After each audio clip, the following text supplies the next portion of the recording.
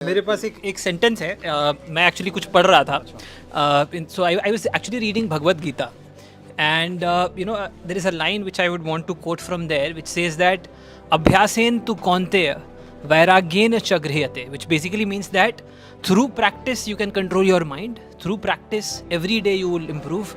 So one thing that we have to do is we have to practice regularly. एक weekend में आप सोचोगे कि मैं 8 घंटे मारूंगा, उससे अच्छा है आप हर दिन 2 घंटे करो, 1.5 घंटे करो. अभी से स्टार्ट करो. बहुत डिफिकल्ट एग्जाम होता तो हमारे से लोग नहीं बैठे होते. मतलब ऐसा नहीं है, हम अच्छे लोग हैं यार. जस्ट किडिंग, थोड़ी तारीफ कर रहा था.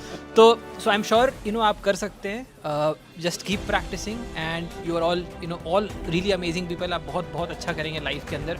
हमारे बेस्ट विशेस आपके साथ हैं. एवरी टाइम जब हम आपसे जुड़ते हैं तो हम आपके लिए बेस्ट विशेस मांगते हैं. तो keep doing well and you are all fantastic people. God bless you all. Take care. Bye bye. This is so amazing, boys. Thank you so much for joining in.